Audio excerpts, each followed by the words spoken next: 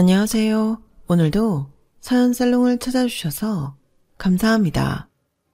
돌아온 지 일주일 만에 이혼 위기를 맞은 여성입니다. 인생은 한 방이라는 말 들어보신 적 있으시죠? 이건 저희 시어머니 인생 모토예요. 그렇게 인생 한 방을 외치던 시어머니는 현재 한 방 제대로 맞고 교도소에 계십니다. 허황된 꿈을 가진 사람의 처참한 말로라고 할까요?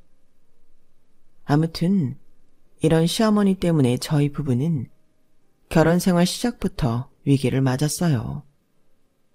어이없고 황당했던 그 순간들을 낱낱이 전해드릴게요.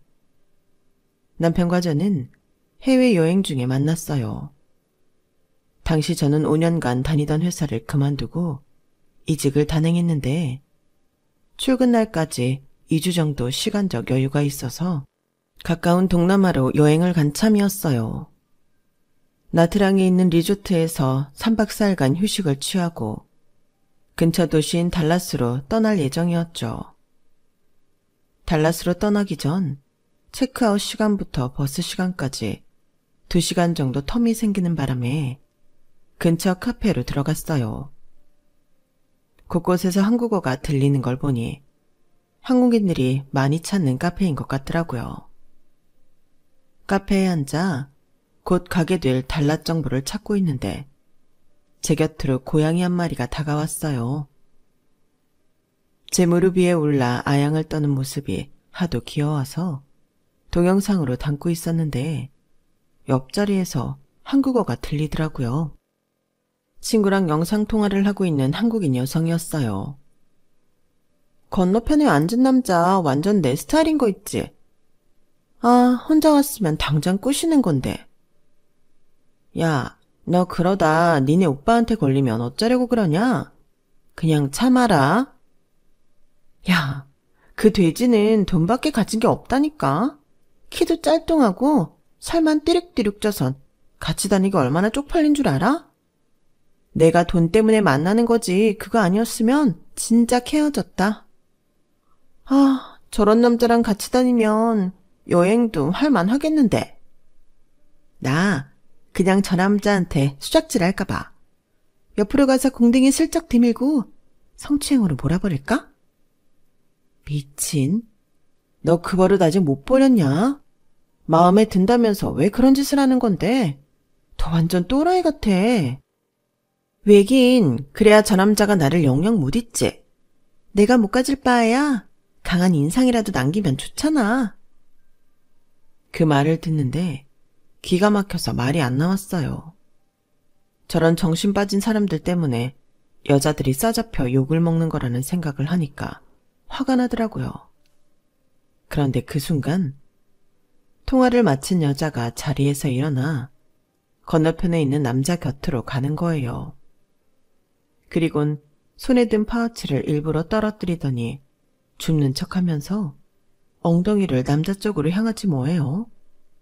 그리고는 이내 소리를 질렀어요. 어머, 왜 남의 엉덩이를 만져요? 아니, 내가 언제 그쪽 엉덩이를 만졌다고 그럽니까? 뭔가 잘못 아신 모양인데 저는 아무 짓도 안 했어요. 그러자 여자는 손으로 자기 엉덩이를 팡팡 쳐대면서 바락바락 대들었어요. 아니 그럼 귀신이라도 와서 만졌다는 거예요? 그쪽이 만졌으니까 내가 이러는 거 아니에요. 그리고 아까부터 계속 나 쳐다보고 있었던 거 내가 모를 줄 알아요? 못 먹는 떡 만져나 보자 이거 아니냐고요. 두 사람이 실랑이를 벌이는 통에 사람들 시선은 두 남녀한테 향했어요. 그리곤 그 자리에 있던 한국인들은 남자를 파렴치한 보듯 인상을 쓰며 쳐다보았죠. 황당한 표정의 남자는 억울하다고 항변을 했지만 일은 더욱 커져버리고 말았어요. 화장실에 갔던 여자의 남자친구가 다가와 남자의 멱살을 잡아쥐고 욕을 퍼붓기 시작했거든요. 당장이라도 주먹이 오갈 것 같은 상황이었어요. 평소 남의 일에 잘 끼어들어서 오지랖이 넓다는 소리를 듣던 저는 이런 순간을 순순히 넘어갈 수 없었어요. 그래서 휴대폰을 들고 그들 곁으로 갔죠. 저기요, 뭔가 오해가 있는 모양인데 이 남자분 아무 짓도 안 했어요. 내가 앞자리에 앉아 있어서 제대로 봤거든요. 그러자 여자가 도끼 눈을 하고는 제게 소리를 치더라고요. 넌 또 뭐야? 왜 끼어들어? 그럼 내가 있지도 않은 일 가지고 지랄한다는 거야, 뭐야?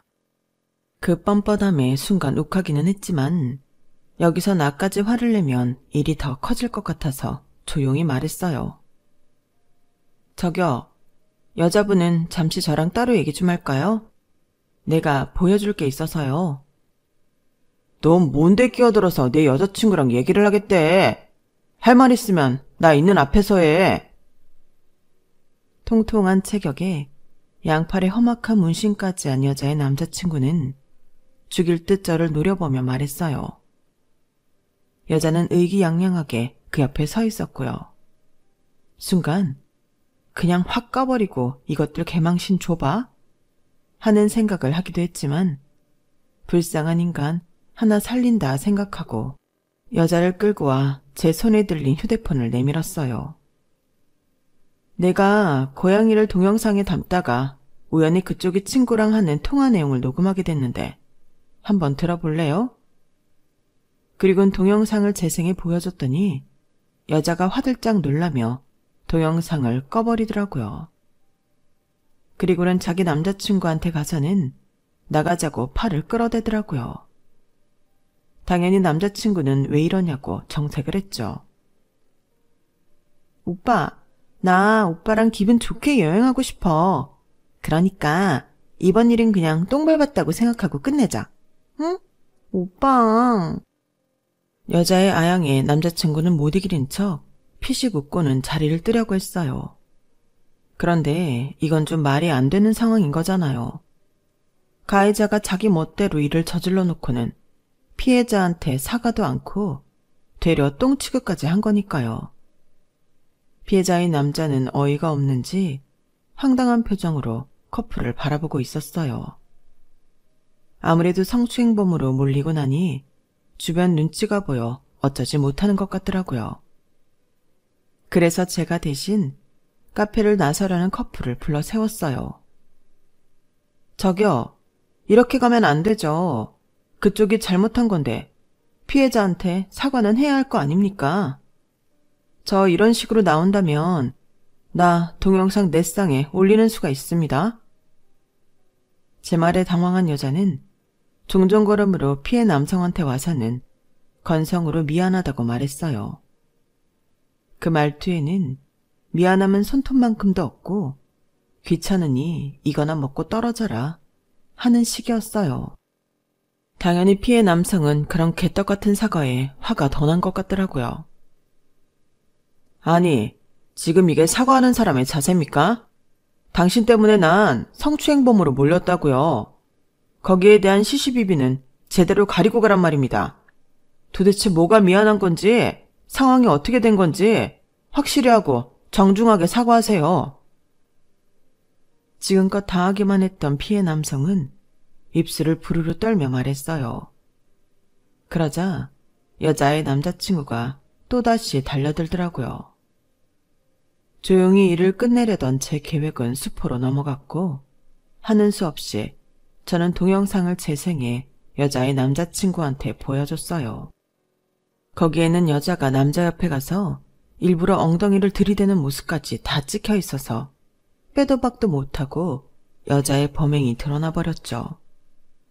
결국 남자친구는 피해 남성한테 사과를 했고 여자도 눈물까지 질질 짜며 사과를 했어요. 그 소동을 지켜본 한국 사람들은 그 커플한테 인생 똑바로 살라느니 어디 가서 한국인이란 소리도 하지 말라느니 한 소리씩 해주었어요.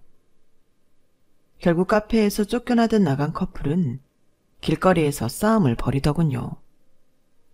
여자는 눈물을 질질 짜며 손바닥을 싹싹 빌면서 애원을 했고 남자친구는 욕설을 퍼붓고는 혼자 가버렸어요. 그렇게 황당했던 사건이 끝나자 저는 짐을 챙겨 나갈 준비를 했어요. 그런데 저를 따라 아까 그 피해 남성이 쫓아오지 뭐예요. 정말 고맙습니다. 그쪽이 아니었더라면 꼼짝없이 성추행범으로 몰릴 뻔했어요. 이런 일은 처음이라 아깐 경황이 없어서 감사 인사도 제대로 못했네요. 피해 남성은 고맙다며 자기가 밥이라도 사겠다고 했어요. 차 시간만 아니라면 저도 그러고 싶었지만 이미 차표를 예매해둔 터라 사양을 할 수밖에 없었죠. 밥 한 끼 때문에 비싼 차비를 날릴 순 없잖아요. 그렇게 헤어진 우리는 우연인지 운명인지 며칠 뒤 달랏 야시장에서 다시 만나게 되었고 그 인연으로 훗날 결혼까지 이어지게 되었지 뭐예요. 그런데 여긴 비하인드 스토리가 더 있어요. 그날 카페에서 남편은 그 여자가 아닌 저를 힐끔대며 쳐다보고 있었다는 거예요. 처음 본 순간부터 제게 반했다나 뭐라나. 그걸 그 여자는 자기를 쳐다보는 줄 알고 기고만장했던 거죠. 아무튼 한국에 돌아온 저는 새로운 직장에 출근을 했고 달랏에서 함께 여행을 하며 사귀게 된 남편과는 연애 초기 단계를 밟아가고 있었어요. 새 직장에 적응을 하느라 짬을 내기 어려워서 데이트는 대개 주말에만 하게 되었죠. 남편은 아침 일찍부터 저희 집으로 찾아와 집 앞에 차를 세워놓고 약속 시간까지 기다리곤 했어요. 처음엔 이런 사실을 몰랐다가 아침 운동을 다녀오시던 아빠가 제 남편을 집으로 데리고 들어오면서 그 사실을 알게 되었죠. 아니, 주말만 되면 어떤 놈이 우리 집 앞에 차를 세워놓고 상은이 네 방을 힐끔거리지 뭐냐. 내가 오늘은 안 되겠다 싶어서 한마디 할랬더니 대뜸 나보고 상은이 아버지냐고 묻더라고. 그렇다고 했더니 자기가 네 남자친구라고 하길래 데리고 들어왔다. 남자친구를 왜 길바닥에 세워둬? 남의 집 귀한 자식을. 자네, 앞으로는 밖에서 기다리지 말고 집으로 들어와. 나 그렇게 꽉 막힌 사람 아니니까. 생각지도 못한 순간에 아빠한테 연애 사실을 들켜버린 우리는 이후로 자유롭게 우리 집을 드나들 수 있었어요. 남편은 꽤 수줍음이 많은 사람이었지만 호탕한 저희 아빠 옆에서는 꽤 말도 잘하고 분위기도 잘 맞춰주었어요. 다른 사람은 몰라도 제 눈에는 남편이 엄청 노력을 하고 있다는 게 여실히 보이더라고요. 그래서 더 예쁘고 고마웠어요. 제가 중학생 때 엄마가 세상을 떠나시는 바람에 오랜 시간 딸 자식 하나만 보고 살아오신 아빠는 제 남편의 착하고 다정한 모습을 보시곤 안심을 하시는 것 같더라고요. 언젠가 친구분들과 술을 드시고 돌아온 적이 있었는데 얼큰하게 취한 얼굴로 그러시더라고요. 재훈이라면 내 딸 남편감으로 합격이다. 남자는 남자가 봐야 아는 법이라잖냐. 재훈이라면 평생 널 아끼고 사랑해 줄 거야. 내 눈에는 다 보여. 엄마 없이 키우느라 아빠가 우리 딸한테 못해준 것도 많았잖아. 그래서 남편감은 정말 제대로 된 놈을 붙여주고 싶었거든. 근데 재훈이를 보니까 더 찾고 자시고 할 것도 없겠더라. 우리 딸이 아주 잘 찾아왔어. 일찌감치 제 남편을 사위감으로 인정해 주신 아빠 덕분에 우리는 수월하게 결혼까지 이어갈 수 있었어요. 그때 만약 시어머니가 어떤 사람인지 알았다면 모르긴 해도 결혼은 힘들었을 테지만요.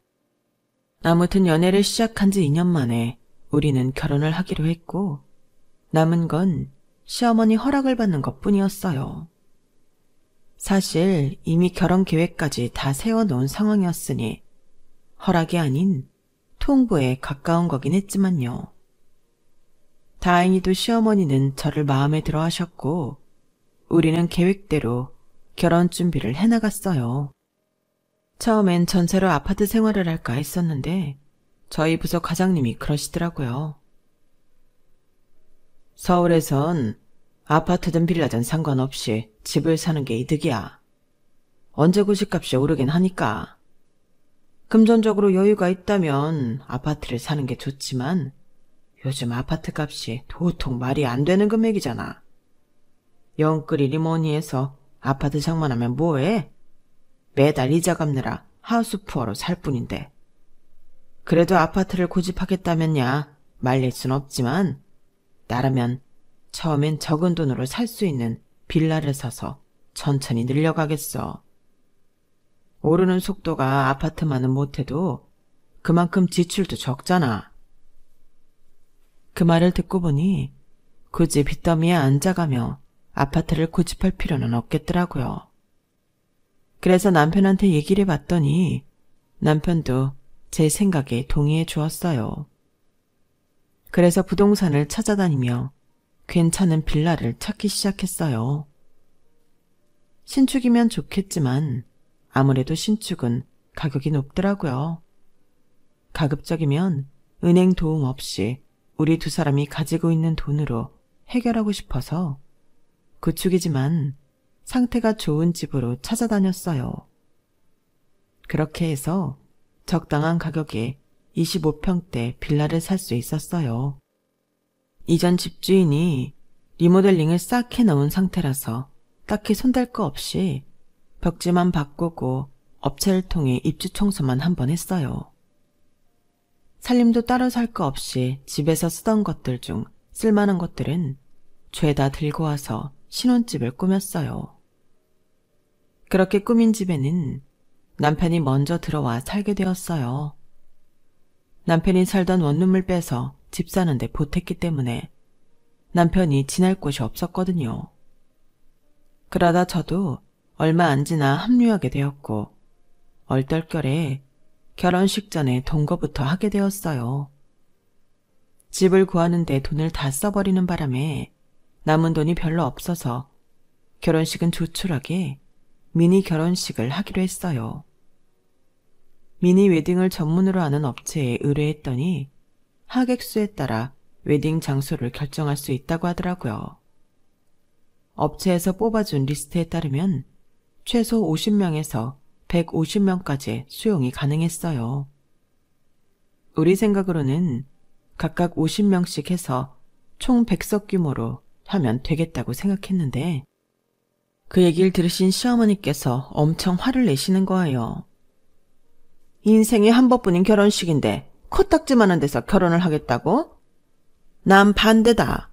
내 손님들만 해도 100명 가까이 되는데 무슨 소리를 하고 있어? 어머님, 저희가 예산이 얼마 안 돼요.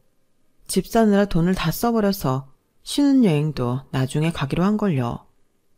그런데 한 번 하고 끝나는 행사에 수천만 원이나 쓰는 건 낭비 아닐까요? 그러자 어머님이 화들짝 놀라시는 거예요. 뭐? 신혼여행을 안 가? 세상에, 얘들이 결혼이 장난인 줄 아나? 그렇게 구질구질하게 할 거 결혼은 뭐하러 해? 난 정말 동네 창피해서 내 아들 결혼한다는 소리도 못하고 다니겠다. 자존심 상해. 김 여사네 아들은 특급 호텔에서 결혼식을 한다는데 그런 사람들한테 어떻게 청첩장을 돌려? 내가 정말 니들 때문에 살 수가 없다. 어머님, 정 그러시면 어머님이 돈 좀 보태주세요. 저희는 정말 더는 돈이 없어서 그래요. 얘가 말하는 것 좀 봐. 너 나한테 돈 맡겨놨니?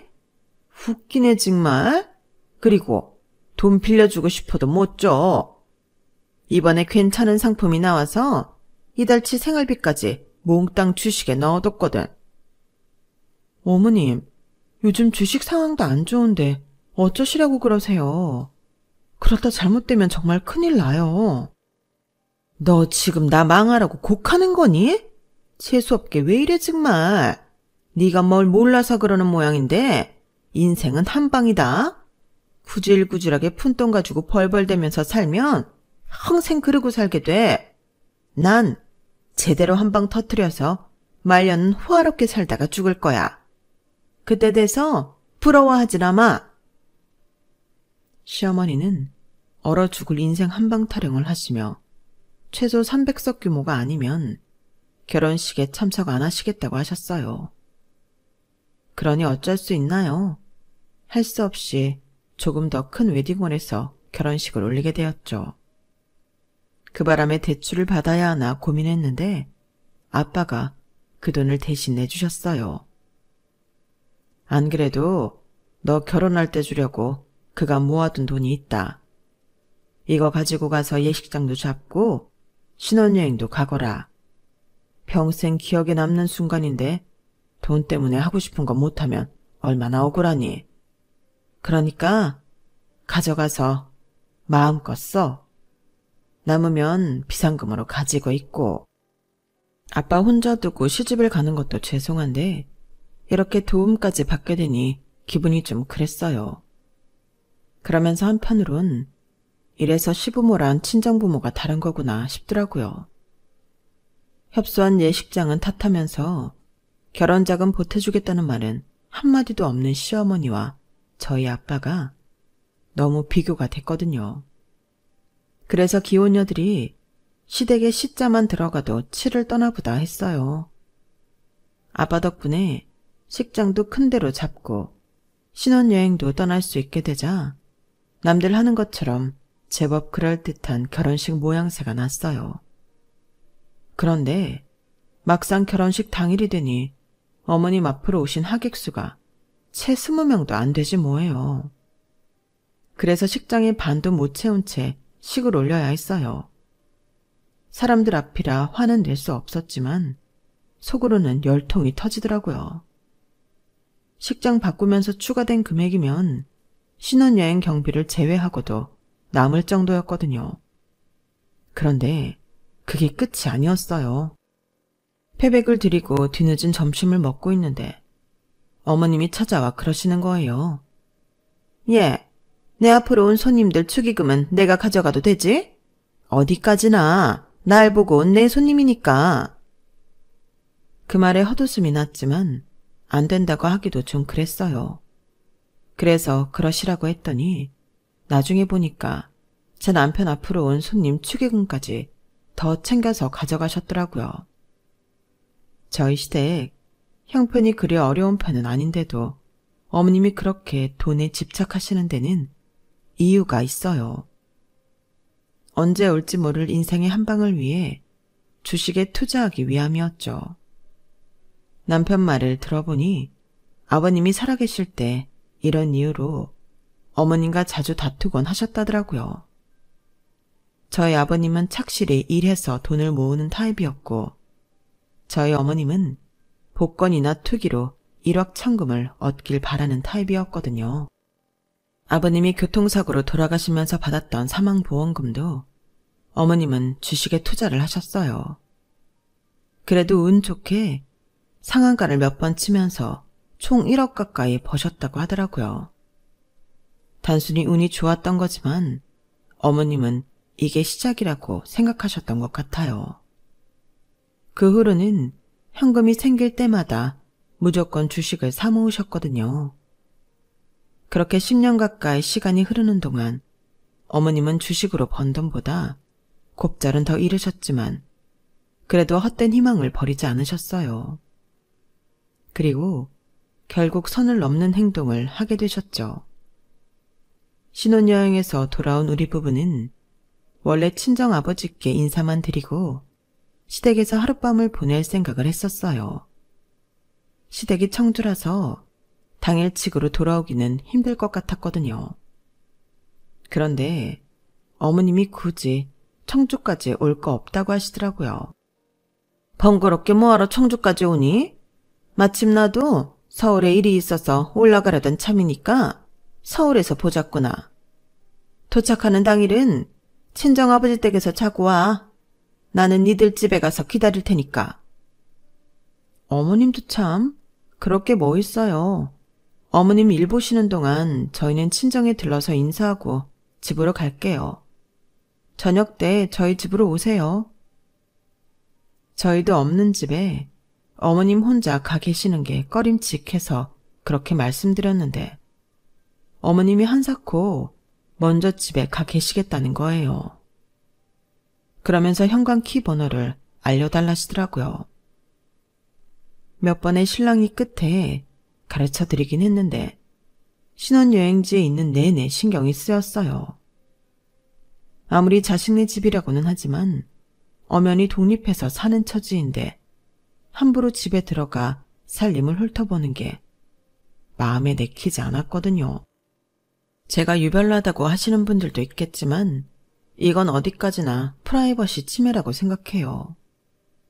그 일로 남편한테 투정을 부리자 남편은 별일 아니라는 듯이 말하더라고요. 자기 참 이상하다. 이게 어떻게 별일이 아닌 거야. 우리 아빠는 내 허락 없인 내 방에도 함부로 안 들어오셨었어. 아무리 부모 자식 간이라도 지킬 건 지키고 살아야지. 프라이버시 좀 지켜달라는데 그게 과한 요구야?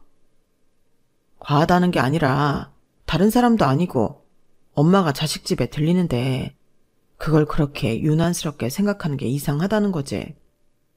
난 장인어른이 우리 집에 없을 때 우리 집에 가 계신다고 하면 그러라고 할 거야. 아버지가 딸 집에 오는 게 이상한 건 아니니까. 상은아, 우리 그냥 편하게 살자. 장인어른이고 시어머니고 선 긋지 말고 그냥 아버지 어머니로 생각하고 살자고. 남편은 애써 저를 설득하려고 했고 저도 신혼여행을 이런 문제로 망치기 싫어서 일단 참고 넘어가기로 했어요. 그렇게 4박 5일간의 신혼여행을 마치고 한국으로 돌아온 우리 부부는 친정으로 향했어요. 여행지에서 사온 선물을 아빠한테 드리고 같이 집 근처 식당에 가서 저녁을 먹고는 집으로 향했어요. 집안에 불이 다 꺼져 있는 게 어머님이 집에 안 계신 것 같더라고요. 그래서 전화를 드렸더니 급한 일이 있어서 청주로 바로 가셨다는 거예요. 내가 시간이 없어서 너희 집에 들릴 시간이 없었다. 무사히 잘 돌아왔으면 됐어. 얼굴은 추석 때 보면 되지. 그럼 피곤할 텐데 쉬어라. 어머님이 우리 집에 안 오셨다는 말에 은근히 다행이다 싶었어요. 그런데 캐리어를 현관에 두고 소파에 앉아 몸을 뉘었는데 뭔가 조금 이상하다는 느낌이 들었어요. 제가 약간 결벽증 같은 게 있어서 물건은 항상 같은 자리에 두곤 하거든요. 그래서 우리 집에 있는 물건들은 늘 있던 자리에 놓여 있는데 TV장 위에 놓여 있던 미니 달력이 협탁 위에 올려져 있지 뭐예요.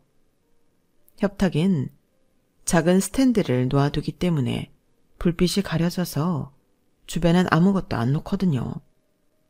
그런데 그뿐이 아니었어요. 싱크대 안에 사용한 물컵도 놓여 있더라고요. 여행 갈 때 제가 싹 청소를 하고 갔기 때문에 컵이 나와 있을 이유가 없는데 말이에요. 게다가 그 컵은 평소 저희 부부가 사용하지 않는 컵이기도 했어요. 여보, 집에 누가 들어왔었나 봐. 달력 위치도 그렇고 싱크대 안에 컵이 있는 것도 이상해. 혹시 도둑이 든 거 아닐까? 착각하는 게 아니냐고 말하던 남편은 뭔가를 보더니 아! 소리를 내며 놀라더라고요. 그러고 보니까 현관 들어올 때 실내화가 엉망으로 놓여 있었어. 자기는 밖에 나갈 때 실내화를 가지런히 놓고 나가잖아. 자기야, 잠깐만 집 밖으로 나가 있어봐. 혹시 지금 집 안에 누가 있는지도 모르니까. 남편 말에 등줄기에서 전기가 찌릿하게 이는 느낌이 들었어요. 그래서 얼른 현관 밖으로 나가 문을 열어둔 채 손에는 휴대폰을 쥐고 있었어요. 여차하면 경찰에 신고할 생각으로요. 한 손에 빗자루를 들고 집안 구석구석을 샅샅이 살피던 남편은 아무것도 없는지 저보고 들어오라고 했어요. 여독도 풀리지 않은 상태에 신경까지 썼더니 머리가 깨져나가는 것 같았어요. 그런데 그때 문득 도둑이 아니라 어머님이 왔다 가신 게 아닌가 하는 생각이 들더라고요. 달력과 컵, 실내화를 제외하면 집안 살림 중에 달라진 게 하나도 없는 것 같았거든요. 도둑이 들었다면 서랍을 열어본 흔적이나 장롱 속을 뒤진 흔적이 있어야 하잖아요. 도둑 주제에 집안을 정리하고 갔을리 만무하니까요. 그래서 남편을 시켜 어머니께 전화를 해보라고 했어요. 처음엔 간 적 없다고 딱 잡아떼던 어머님은 남편이 경찰에 신고해 주변 CCTV를 확인하겠다고 하자 그제야 이러시는 거예요. 아, 생각해보니까 내가 오늘은 간 적이 없고 며칠 전엔 잠깐 들린 적이 있어. 그래도 아들네 집인데 어떻게 하고 사는지는 봐야 하잖니. 내가 그걸 깜빡하고 말 안 했네? 아니, 이게 말이에요, 방구예요. 한두 달이 지난 것도 아니고 불과 며칠 전에 있었던 일을 깜빡했다는 게 말이 되냐고요. 정말이지 뚜껑이 열릴 만큼 화가 났지만 그럴 기운도 없어서 입을 다물었어요. 그랬더니 남편이 오히려 더 자기 엄마한테 화를 내더라고요. 아무래도 제 눈치가 보여서 그랬던 것 같아요. 한바탕 몰아쳤던 도둑소동은 그렇게 끝이 났어요. 그런데 아직 끝난 게 아니었더라고요. 글쎄 저희 집으로 난생 처음 듣는 금융업체에서 대출 확인서라는 게 날아온 거예요. 요즘엔 이런 식으로 사기를 치는 사람들이 있나 싶어서 구겨버리려는데 거기에 저희 집 주소와 시어머니 이름이 적혀있지 뭐예요. 그래서 서류에 적힌 번호로 전화를 했어요. 그랬더니 글쎄 우리 집을 담보로 시어머니가 3천만 원이나 대출을 받았다지 뭐예요. 그게 무슨 소리예요? 우린 집을 담보로 빌려준 적이 없는데요. 본인도 아니고 시어머니가 어떻게 자식 집을 자기 마음대로 담보 삼아 대출을 받아요. 말도 안 되는 소리 하지 마세요. 그러자 업체 직원은 혀를 차며 그러는 거예요. 그건 자기 알 바 아니고 자기네는 우리 시어머니한테 부동산 문서랑 저희 부부 주민등록 등본 그리고 인감증명서 거기다 위임장까지 다 받고 대출을 진행했다고요. 대출 날짜를 물어봤더니 저희 결혼식 바로 다음 날이더라고요. 어머님께 현관키 번호를 알려드린 그날이었어요. 저희가 없는 사이 저희 집에 들어와 안방 서랍에 있던 집문서와 인감도장, 각종 서류들을 훔쳐서 이 짓을 벌인 거였어요. 지금까지 시어머니한테 쌓인 게 많았던 저는 이번 문제만큼은 그냥 못 넘어가겠더라고요. 정말이지 그 순간엔 결혼이고 나발이고 다 때려치우고 갈라서고 싶었어요. 그래서 시어머니한테 전화해 소리를 질렀어요. 어머님이 우리 집을 담보로 대출받았다면서요? 어머님, 우리한테 어떻게 이럴 수가 있어요? 어떻게 우리한테 말 한마디 없이 이런 짓까지 벌일 수가 있냐고요? 이 집이 어머님 집이에요? 우리가 집 사는데 어머님이 10원이라도 보태준 적 있어요? 없잖아요. 결혼식도 굳이 큰 데서 하라고 하셔서 1,000만 원 넘게 돈 더 깨지게 하시더니 이젠 저희 집까지 팔아먹을 셈이었냐고요. 어머님, 이거 엄연히 절도예요. 아무리 자식 집이라고 해도 어머님이 함부로 손댈 수 없는 거라고요. 저요, 더는 못 참겠어요. 차라리 저 그이랑 이혼할래요. 더는 어머님 며느리 못 해먹겠다고요. 그랬더니 어머님이 뭐라는 줄 아세요? 그래? 그럼 그렇게 해라. 대신 이혼할 때 하더라도 대출금은 반반 부담해야 하는 거 알지? 하루를 살았든 1년을 살았든 어쨌거나 너희는 부부니까. 그럼 이만 끊는다. 아니 뭐 이런 개떡 같은 경우가 다 있어요. 저는 하도 열이 받아서 다시 어머님께 전화를 했어요. 그런데 수십 통을 해도 끝까지 안 받더라고요. 도저히 이대로 넘어갈 수 없었던 저는 저보다 결혼 휴가가 짧아서 이미 출근해 있던 남편한테 전화해 방금 전까지 있었던 모든 일을 고스란히 전했어요. 전화기 너머로 남편의 한숨소리가 들리더라고요. 알았어. 내가 엄마한테 전화해볼게. 자기야, 너무 걱정하지 마. 내가 어떻게든 이번 일 잘 처리할 테니까 마음 졸이지 말라고. 그리고 미안하지만 난 자기랑은 절대 못 헤어져. 자기가 엄마랑 연을 끊으라면 끊을게. 그치만 자기랑 헤어지는 건 못해. 난 자기 없이 못 산다고. 알겠지? 그러니까 이혼 얘기는 없었던 거다. 그래 줄 거지? 마치 버림받지 않으려고 기를 쓰고 달려드는 아이처럼 남편은 제가 전화를 끊을 때까지도 이혼은 안 된다고 울먹였어요. 그날 남편은 회사에 반차를 내고 본가로 내려갔어요. 그리고는 어머님과 단판을 짓고 돌아왔더라고요. 장시간 운전을 하고 새벽녘이야 집으로 돌아온 남편은 소파에 쓰러지듯 누우며 그러더군요. 대출금은 다 상환했고 대출 문서도 다 파기했다고요. 남편이 어떻게 돈을 받아냈는지는 모르겠지만 그렇게 어머님이 벌인 담보대출 사건은 마무리가 되었어요. 그 일이 있고 저희 부부는 어머님과 연락을 끊고 살았어요. 이혼을 하지 않는 조건으로 제가 내세운 게 그거였거든요. 저희 아빠는 어떻게 그깟 돈 문제로 부모 자식 간을 끊어놓을 수 있냐고 저를 나무라셨지만 저는 그래요. 아무리 부모라고 해도 자식이 감당하기 힘든 짐을 씌우려 든다면 거리를 두고 사는 것도 방법이라고요. 이번 한 번만이라는 허울 좋은 방관을 했다가는 나중에 더 큰 순환을 겪을 수 있으니까요.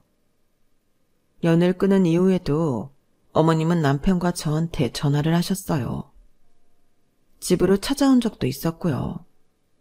그래서 전화번호는 차단을 해버렸고 집에 찾아오시는 문제는 한 번만 더 찾아오면 어머님을 상대로 소송을 벌이겠다고 엄포를 놓았어요. 그러자 어머님도 더는 찾지 않으시더라고요. 그 일이 있고 한 1년간은 조용히 살 수 있었어요. 물론 남편은 속으로 많이 힘들어했을 테지만요. 그런데 얼마 전에 고모님이 제게 전화를 하셨더라고요. 저희 어머님 소식 들었냐면서요. 세상에, 재훈이도 너도 네 시어머니 교도소 들어간 거 모르고 있었니?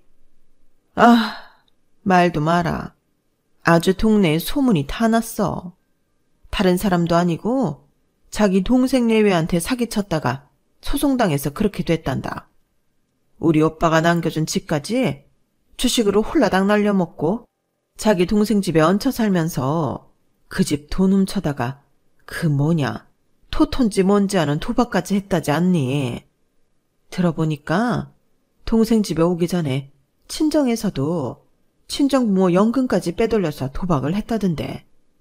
사람이 어떻게 이렇게 망가지니? 우리 오빠가 이 꼴 안 보고 죽은 게 다행이다 싶다. 혹시 니들도 무슨 일 당한 건 아니지? 고모님 얘기를 듣다 보니 진작에 연 끊고 살길 잘했다는 생각이 들었어요. 그러지 않았다면 저희 부부도 지금쯤 피해자가 되어 있었을 테니까요. 세상에는 가족이라는 이름으로 자신과 가장 가까운 사람들 가슴에 못질을 하는 사람들이 많은 것 같아요. 저희 시어머님처럼요. 이번 기회를 통해 제발 시어머니가 이거 한 가지는 깨달았으면 좋겠어요. 돈을 훔치는 것보다 자신을 믿어준 사람들 마음에 상처를 입히는 게 더 큰 죄라는 걸 말이죠. 지금까지 제 사연을 들어주셔서 감사합니다. 항상 건강하시고 하시는 일 모두 잘 되시길 바랍니다. 여러분, 사연 댓글에 응원과 현명한 조언 부탁드려요. 좋아요와 구독은 저에게 큰 힘이 됩니다. 오늘도 좋은 일 가득하세요.